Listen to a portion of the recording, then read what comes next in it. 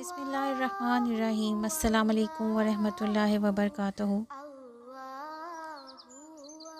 اسلام میں صبر ایک عظیم صفت ہے اور اللہ تعالیٰ نے اپنی کتاب اور نبی صلی اللہ علیہ وآلہ وسلم کی حدیثوں میں صبر کی اہمیت کو بار بار بیان کیا ہے۔ صبر وہ خوبی ہے جو انسان کو مشکلات اور آزمائشوں میں استقامت اور ثابت قدمی فراہم کرتی ہے۔ اس ویڈیو میں ہم صبر کے مختلف مراحل، اس کی اہمیت اور اللہ کی طرف سے انعامات پر بات کریں گے۔ صبر ایک روحانی اور ذہنی سفر ہے جو مختلف مراحل میں تقسیم کیا جا سکتا ہے۔ ہر مرحلہ انسان کی اندرونی طاقت کو آزمانے اور بڑھانے کے لیے ہوتا ہے۔ صبر کا پہلا مرحلہ نفس کے اندرونی اضطراب کا مقابلہ۔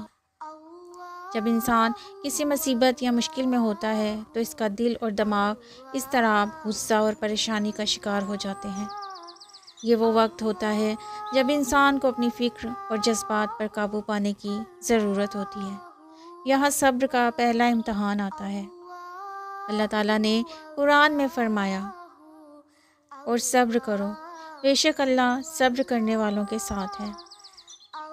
صبر کا دوسرا مرحلہ دل کا سکون حاصل کرنا۔ جب انسان اللہ پر ایمان رکھتا ہے اور اللہ کی رضا کو قبول کرتا ہے تو اس کا دل سکون پاتا ہے۔ اس مرحلے میں انسان اللہ کی تقدیر کو تسلیم کرتا ہے اور جانتا ہے کہ یہ امتحان عارضی ہے اور اس کے بعد اللہ کا انعام ملے گا۔ صبر کا تیسرا مرحلہ آزمائش میں ثابت قدم رہنا۔ اس مرحلے میں انسان کو مشکلات میں ثابت قدم رہنا ہوتا ہے، چاہے کوئی بھی حال ہو۔ صبر کا یہ مرحلہ انسان کی قوت ارادی کو بڑھاتا ہے۔